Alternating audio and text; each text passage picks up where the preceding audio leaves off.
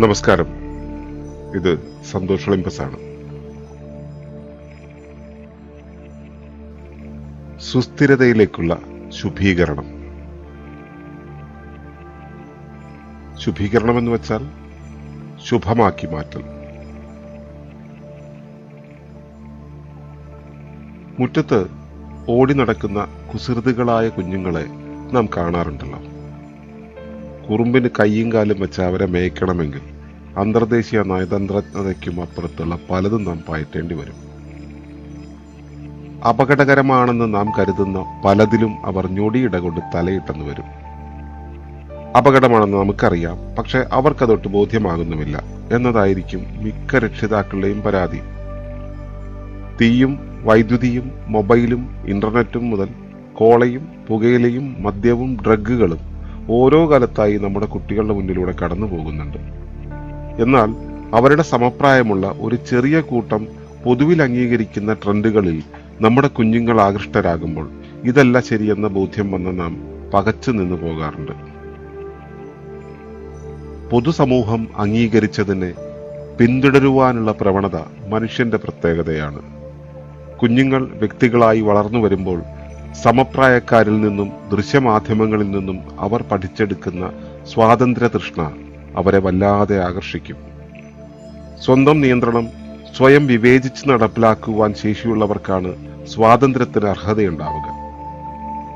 രക്ഷിതാവ് എന്ന നിലയിൽ നമ്മൾ നിൽക്കുന്ന ഇടത്തു നിന്നും നമ്മുടെ കുഞ്ഞുങ്ങൾ നിൽക്കുന്ന ഇടത്തേക്ക് നോക്കുമ്പോൾ അവർ സ്വാതന്ത്ര്യത്തിന് അർഹരല്ലെന്നും അവരുടെ തീരുമാനമല്ല തന്റെ തീരുമാനമാണ് ശരിയെന്നും നമുക്ക് തോന്നും. സത്യത്തിൽ നമ്മുടെ ജീവിതാനുഭവം വെച്ച് നാം ആർജിച്ച അറിവിൽ നിന്നാണ് ഈ തോന്നലുണ്ടാകുന്നത്. ശരിതെറ്റുകളെ വിവേചിക്കുന്നത് ആപേക്ഷികമാണ്.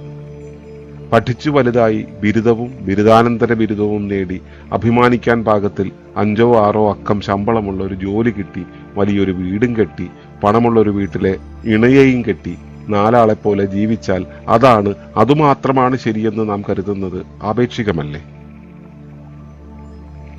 ഒരു കാലത്ത് മണ്ണിൽ അന്നമുണ്ടാക്കി കൂട്ടുകുടുംബവുമായി ജീവിക്കണമെന്ന് കാണിച്ചു തന്ന കാരണവന്മാരെ വിട്ട് സ്വാതന്ത്ര്യത്തിന്റെ വ്യക്തിപരമായ കോട്ടയിൽ ചുവട് മാറി ചവിട്ടിയത് നമ്മളൊക്കെ തന്നെയല്ലേ?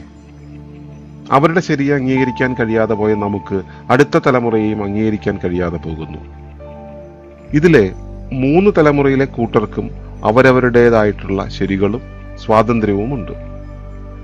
അതുകൊണ്ട് തന്നെയാണ് ഈ ശരികൾ ആപേക്ഷികമാണെന്ന് പറയുന്നത്. ഈ ആപേക്ഷിക കാഴ്ചപ്പാടുകളെല്ലാം തന്നെ കാലികമായ നമ്മുടെ വികസന കാഴ്ചപ്പാടിൽ നിന്നും ഉണ്ടായി വന്നതാണ്.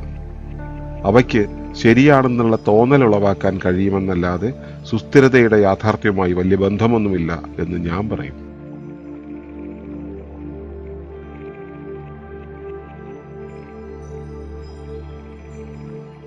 നിങ്ങളുടെ പക്ഷത്തു നിന്ന് ഞാൻ ഈ പറയുന്നത് കേൾക്കുമ്പോൾ ഇതും ഒരു ആപേക്ഷിക കാഴ്ചയാണെന്ന് നിങ്ങൾക്കും തോന്നാം.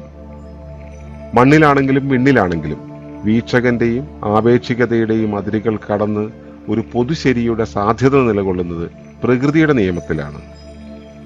അങ്ങനെ സാർവലൗകികമായ ഒരു യാഥാർത്ഥ്യത്തെക്കുറിച്ചാണ് നമ്മുടെ സുസ്ഥിരതയെ പരിഗണിക്കുമ്പോൾ നാം ചിന്തിക്കേണ്ടത്. മുമ്പേ പറഞ്ഞ 3 തലമുറയിലെയും ഏത് ആപേക്ഷിക സ്ഥാനത്ത് നിങ്ങളുടെ സ്വാതന്ത്ര്യബോധ്യവുമായി നിങ്ങൾ നിലകൊള്ളുകയാണെങ്കിലും പ്രകൃതിയുടെ സുസ്ഥിര ജീവന നിയമങ്ങളിലേക്ക് നിങ്ങൾ ചുവടുമാറുക എന്നാണ് ഈ ഓട്ടപ്പാൽച്ചലിന്റെ അവസാന ചുവടുകളിൽ നിങ്ങൾ ചെയ്യേണ്ടത്. ആപേക്ഷിക സത്യത്തിൽ നിന്നും പ്രകൃതിയുടെ സുസ്ഥിരതയുടെ യാഥാർത്ഥ്യത്തിലേക്ക് ചുവടുമാറണം എന്നാണ് ഞാൻ പറഞ്ഞു വരുന്നത്. അതിനെയാണ് നമ്മൾ ഇവിടെ ശുഭീകരണം അഥവാ ശുഭമാക്കി മാറ്റൽ എന്നതുകൊണ്ട് ഉദ്ദേശിക്കുന്നത്.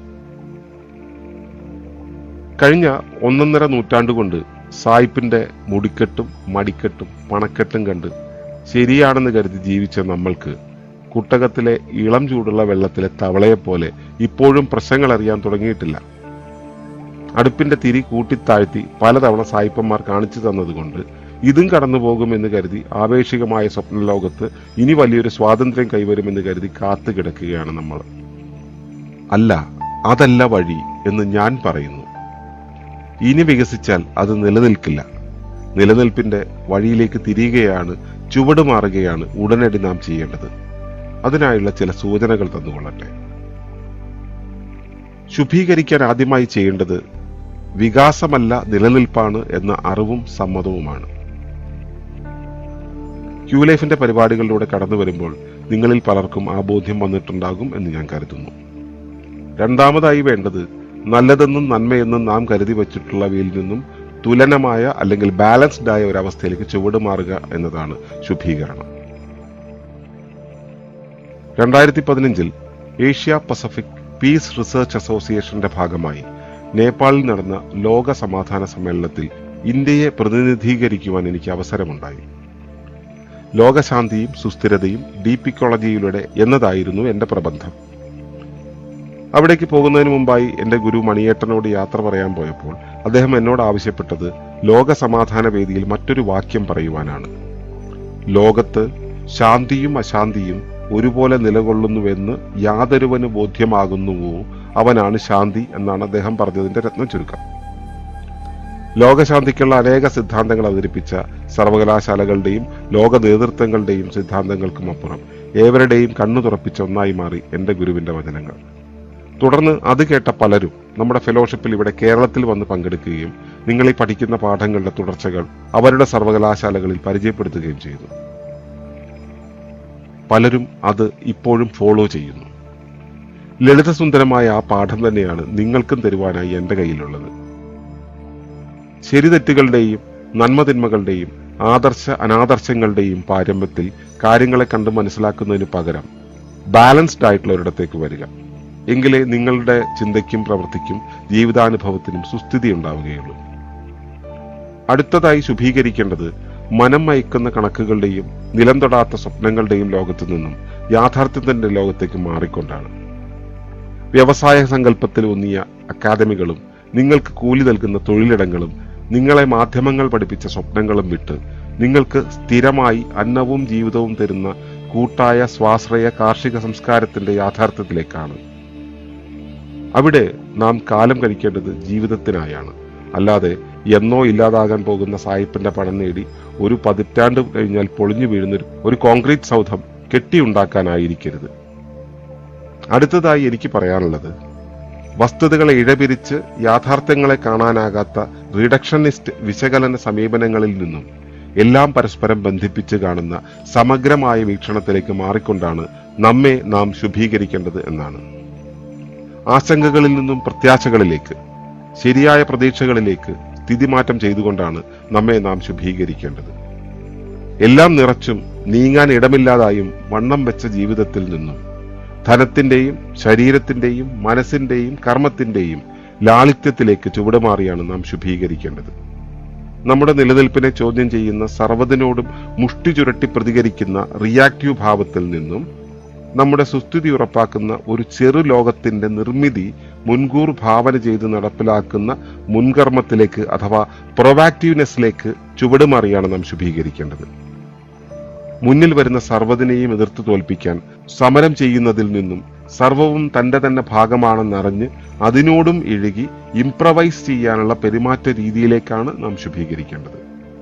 ഉപഭോഗ വസ്തുക്കളെ സൂപ്പർ മാർക്കറ്റിലെ കണ്ണാടിക്കപ്പുറത്ത് നിന്നും വാങ്ങാമെന്നും ജീവിതത്തെ ഐസിയുവിന്റെ കണ്ണാടിക്കപ്പുറത്ത് നിന്നും സംരക്ഷിക്കാമെന്നും ഭസ്മാസുര ശേഷിയുള്ള സങ്കേതങ്ങളെല്ലാം തനിക്ക് കാവൽ നിന്നോളുമെന്നുമുള്ള സ്വപ്നങ്ങളിൽ നിന്നും യഥാർത്ഥത്തിൽ പ്രകൃതി നമുക്കും ഭൂമിക്കും തന്ന ജീവനും ആരോഗ്യവും പരിസ്ഥിതിയും അതിലുള്ള നമ്മുടെ പങ്കുമെന്തെന്ന് അറിഞ്ഞ് സമ്പന്നരാകുന്ന വിഭവാധിഷ്ഠിത സമ്പദ് വ്യവസ്ഥയിലേക്ക് മാറിക്കൊണ്ടാണ് നാം ശുഭീകരിക്കേണ്ടത്.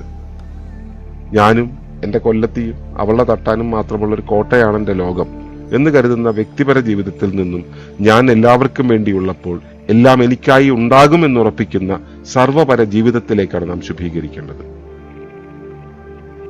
മേൽപ്പറഞ്ഞ ശുഭീകരണത്തിന്റെ വഴികളെല്ലാം സാമൂഹ്യമായ നമ്മുടെ സുസ്ഥിതിയെ ആധാരമാക്കിയാണ് ഇവിടെ പറഞ്ഞത്. അതിനുമപ്പുറം നമ്മുടെ ശരീരവും മനസ്സും ചിന്തയും അറിവും ജീവനും ജീവിതം തന്നെയും ശുഭീകരിക്കാനുള്ള പാഠങ്ങൾ ക്യൂ ലൈഫിനകത്തുണ്ട്. പിന്നീട് നിങ്ങൾക്കും അത് പഠിക്കാം. ഇപ്പോൾ ഈ വിഷയത്തിൽ എനിക്ക് അവസാനിപ്പിക്കാനുള്ളത്, സുരക്ഷിതമല്ലാത്ത ഒരു കുമിള പോലെ ഊതി വീർപ്പിക്കപ്പെട്ട ഈ മായികമായ ജീവിതത്തിൽ നിന്നും സമ്പൂർണമായ സുസ്ഥിരതയിലേക്ക്, സ്വാശ്രയത്വത്തിലേക്ക് ഒരു നാൾ പോലും വൈകാതെ വഴി മാറി നടന്നു തുടങ്ങി നിങ്ങളെയും പ്രിയപ്പെട്ടവരെയും സുരക്ഷിതരാക്കി ശുഭീകരിക്കുക എന്നതാണ്. വ്യക്തിഗതമായി നിങ്ങളെ എല്ലായ്പ്പോഴും നെഗറ്റീവിൽ നിന്നും പോസിറ്റീവിലേക്ക് പരിവർത്തിപ്പിക്കുന്ന ശുഭീകരണത്തെയും ശുഭീകരണ സങ്കേതത്തെയും പഠിക്കുവാനുള്ള പ്രത്യേക കോഴ്സുകൾ ക്യൂ ലൈഫ് നടത്തുന്നുണ്ട്. ഒഴിവുള്ളപ്പോൾ അവയും നിങ്ങൾ ചെയ്യുന്നത് നന്നാകും എന്ന് ഈ അവസരത്തിൽ ഓർമ്മിപ്പിച്ചുകൊള്ളട്ടെ. ശുഭീകരണത്തിന്റെ ഈ വഴിയിലേക്ക് ഒളിമ്പസിന്റെ പാഠങ്ങളിലൂടെ, ക്യൂ ലൈഫിന്റെ സാധനകളിലൂടെ തുടർ യാത്ര ചെയ്യുവാൻ നിങ്ങളേവരെയും ഞാൻ സഹർഷം സ്വാഗതം ചെയ്യുന്നു. സന്തോഷം. നന്ദി. നമസ്കാരം.